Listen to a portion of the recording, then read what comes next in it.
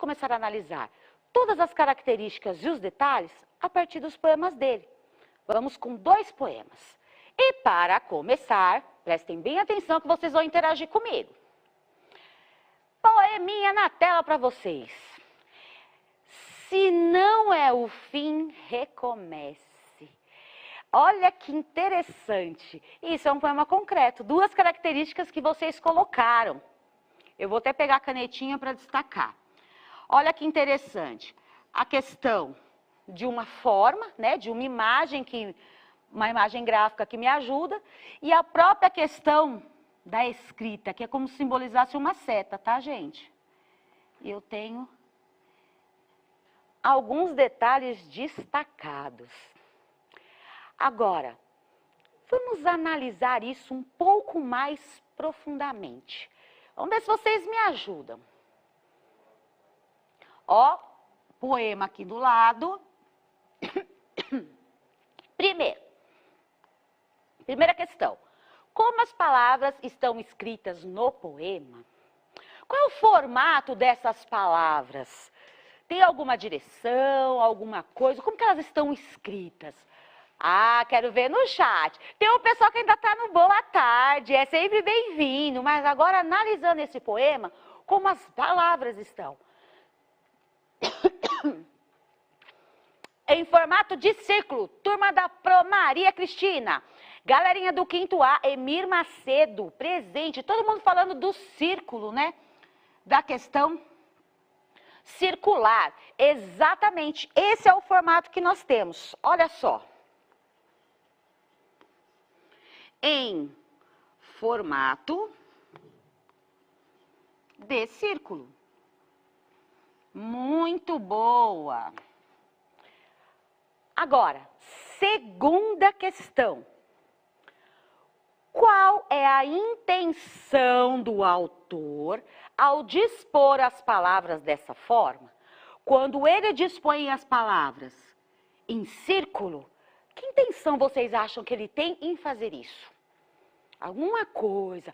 Ó, legal, a turma da Proeliane lembra um retorno, lembra um recomeçar. A turma da professora Adelita, a intenção é fazer a seta voltar ao começo, recomeçar. Muito legal. Tá todo mundo colocando recomeço, continuidade. Exatamente. Se a gente for reparar, eu comecei a leitura daqui. Então, se não é o fim, recomece. E aí, você pode voltar. Sempre é um recomeço, né? Uma repetição, uma continuidade. Todas as palavras vocês colocaram, repetição apareceu agora. O recomeço é isso mesmo. A aluna Giovana da Pronádia colocou recomeço. Então, vamos registrar isso aqui para nós? Deixa eu colocar. O autor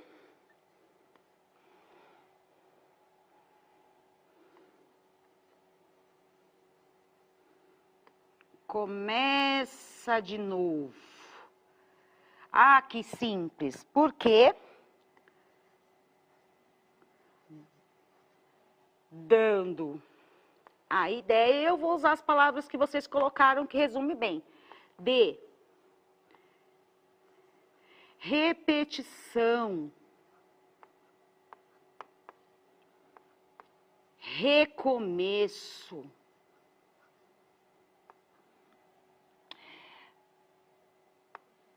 Só que eu não posso deixar essa vírgula aí, né? Eu ia colocar mais um item, deixa eu tirar essa vírgula aqui.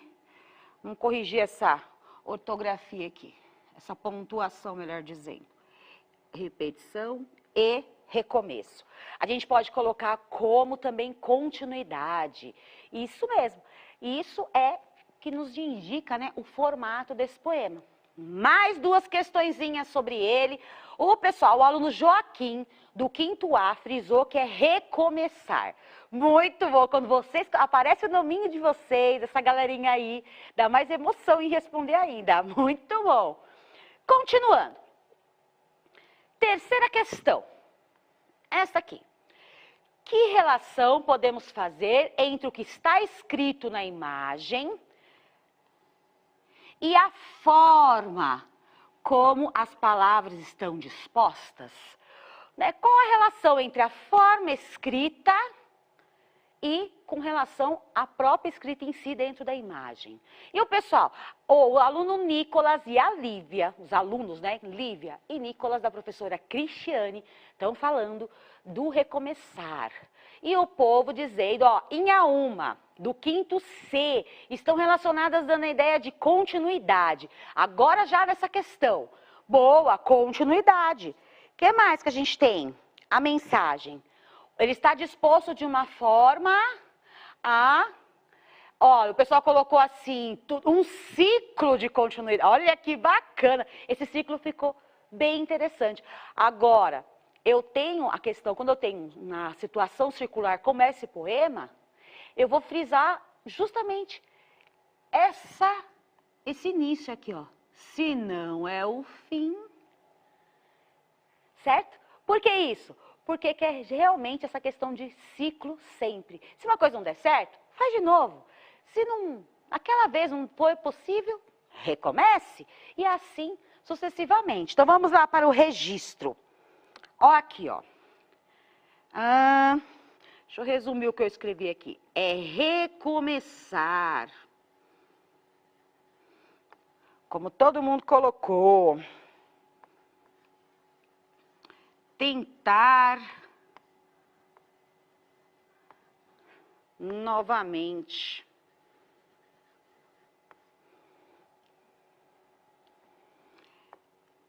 Então, vamos lá. A relação está no leitor. Ler e reler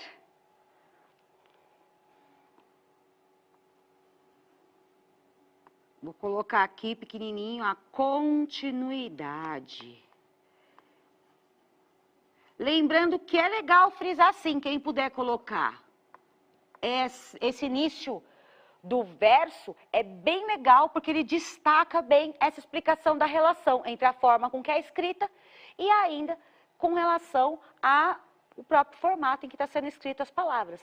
Ó, o pessoal está falando, todo mundo falando sobre reiniciar. O aluno Gustavo, da Pro Eleni, colocou que o fim nunca é fim mesmo, ele sempre reinicia. Nossa, gente, como vocês estão inspirados, que bom! Ó, vamos assim até o final da semana, hein?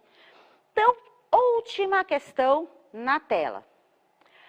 A maneira como o texto está escrito amplia a sua compreensão? Vocês acham que a forma ali, toda essa combinação ajuda a escrever, a entendê-lo, melhor dizendo? E aí? Sim. Tá. Turma da Pro Adelita colocou que sim, pois faz a relação entre o escrito e o visual. Facilita o entendimento. A galera tá falando que sim, porque uma coisa ajuda a outra. Todo mundo tá colocando que sim. Muito bem, os 500 anos da escola Eduardo Carlos Pereira, todo mundo colocou que sim. E é verdade, ajuda mesmo. Sim, essa é a parte legal do poema concreto, né? Visualmente ele facilita a sensação. Ó, a intencionalidade do... Nossa, eu escrevi uma palavra que não existe. Só um minuto, deixa eu corrigir. Eu pensei uma coisa e escrevi a mais. Então, vamos lá.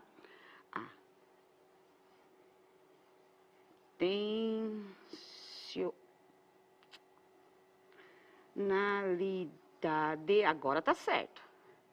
Intencionalidade do autor.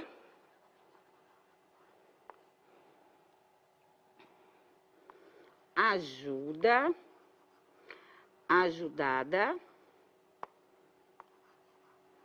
pelo visual do poema.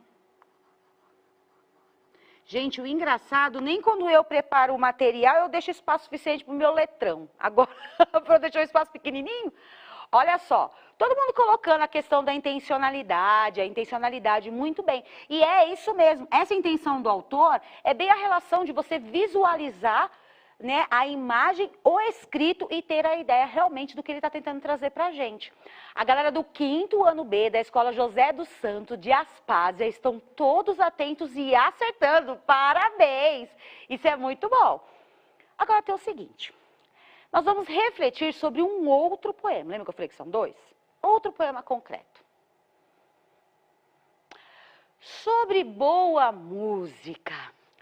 Olha só. É pela boa música que a poesia embala, que os amores falam e o coração viaja. Olha que interessante. O que vocês acham que essa formação desse desenho quer dizer? Qual a relação dessa imagem com a música? Alguém conhece? Ah, tem a ver com música. Ótimo. Legal, a turma da Probelina colocou que é uma nota musical. Exatamente. Teve gente até colocando a clave de sol, mas ela não é uma clave de sol. A clave é só aquela assim, né? Ai, acho melhor não desenhar não, porque eu gosto da aula de música, mas não gosto de desenhar a letra, as notas.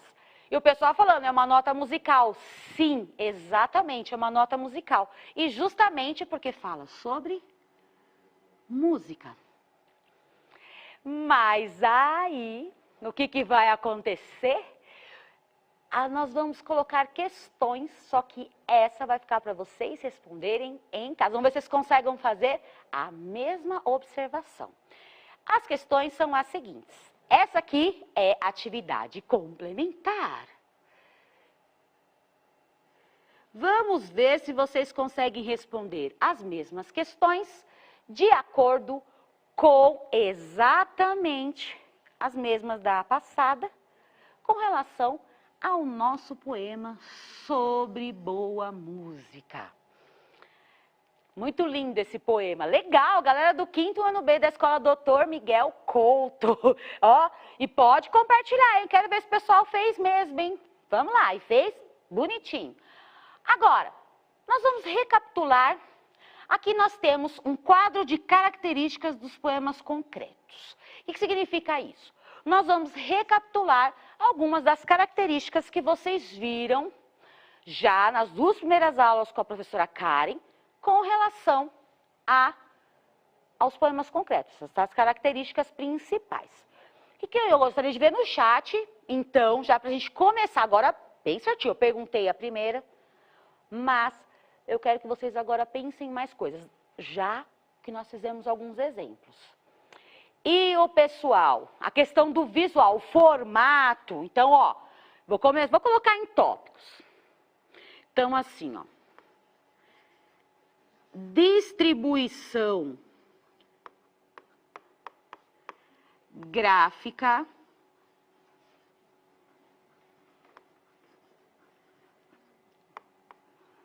das palavras, né? Vamos considerar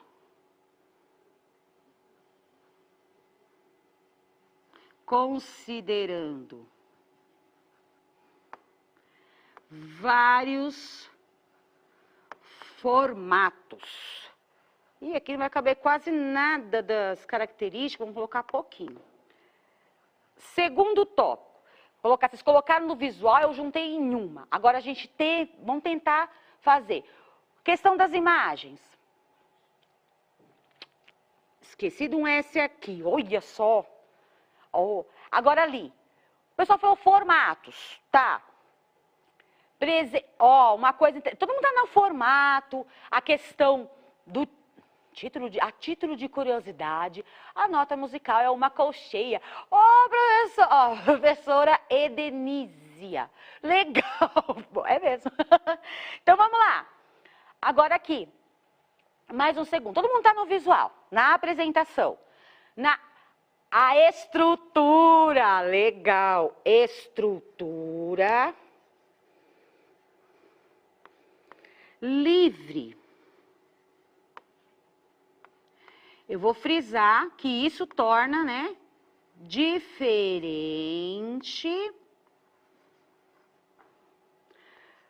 do poema clássico. Por que diferente do poema clássico? Vou colocar entre parênteses. Sem versos ou estrofes únicas. Não é que não tenha, tá, gente? Mas eu não tenho a obrigatoriedade de colocar. O pessoal ainda está muito a questão estrutural, a questão da linguagem. Ó, a Giovana da Pronádia colocou da figura de linguagem. Boa! A professora Magna colocou, da Escola Aparecida de Lourdes, a galera colocou os trocadilhos. Essa palavra eu queria muito, porque tem muito. Eu vou colocar esse tópico, vocês no caderno coloquem embaixo. A prova vai colocar aqui só por conta do espaço. Eu vou colocar presença de trocadilhos. Olha, a gente vai retomar esse quadro durante as aulas. Vou finalizar ele aqui, porque a gente tem, ó, legal, a galera do 5º ano C de Araraquara, decomposição das palavras. Ah, estão aparecendo ótimos, vários. Exatamente. Nós ainda vamos completando. A cada aula a gente vai acrescentar um pouco mais. Vocês participaram muito bem, tá? Agora, no olhinho da galerinha, seguinte, é legal retomar, fazer atividade complementar para que você não perca, né, a continuidade das nossas próximas aulas, certo? E também, quem puder, recapitular aquelas 2 lá que passaram antes das férias, ou melhor, do recesso de vocês. Então, vamos finalizando a nossa aula. Hoje, conhecemos a biografia do autor Fábio Bahia. Lemos poemas concretos, descrevemos as características dos poemas concretos. Algumas delas, né? Não esqueçam de fazer a sua tarefa no aplicativo. Ó, a partir dessa semana, tarefas voltando, podem lá consultar. Essas provavelmente só estão amanhã disponíveis depois das 10 da manhã, certo? Vai lá, faz sua tarefa, faz a atividade complementar e se prepara para a próxima aula, tá certo? Uma outra lembrancinha que tem que saber é o seguinte: essas aulas ainda correspondem ao 1º bimestre e vocês têm até o dia 30 de abril para continuar, certo? Para concluir, melhor dizendo. Telinha de avaliação e participação, que a opinião de vocês é muito importante para nós e eu com essa frase de telemarketing. Já deu certo. Tchauzinho, pessoal. Foi muito bom. Obrigada. Até amanhã.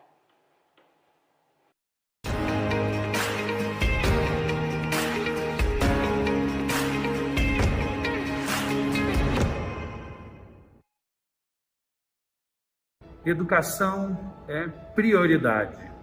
Educação é essencial. Quantas vezes você já ouviu isso? Você, pai, mãe, você, professor, você, funcionário da escola. Quantas vezes a gente já ouviu as pessoas dizendo que educação é prioridade, que educação é essencial? Quantos candidatos já passaram, pessoas que foram eleitas dizendo que educação é prioridade? Pois bem, tem muitas vezes na vida que decisão é que faz realmente isso ser prioridade, isso ser essencial. E hoje aqui em São Paulo, o governador João Dória tomou uma decisão muito importante. Prioridade para a educação, prioridade para os funcionários, para os professores receberem a vacina, sim, porque não dá para não dizer que as crianças, seu filho, sua filha, não seja prioridade. E a gente está muito feliz. Professor, para a gente aqui em São Paulo, você é essencial, você é prioridade, você está sim já aqui nos próximos dias começando um processo de vacinação para que a gente possa superar. Pai e mãe, seu filho é prioridade. Por isso que os profissionais da educação são prioridade aqui nessa vacinação. Se você concorda com isso, compartilhe esse vídeo. A gente precisa fazer com que a educação seja realmente prioridade no nosso país, que seja realmente essencial para toda a nossa sociedade, como de fato a gente sabe que a educação é. Mas a gente prova isso fazendo, não é só falando. Parabéns, professores, a gente tem muito trabalho pela frente, mas hoje foi um grande passo, um dia de muita felicidade. Muito obrigado a todos vocês.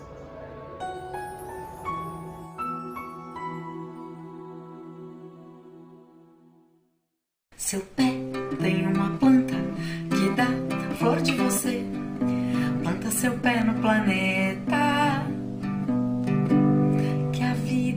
vai florescer.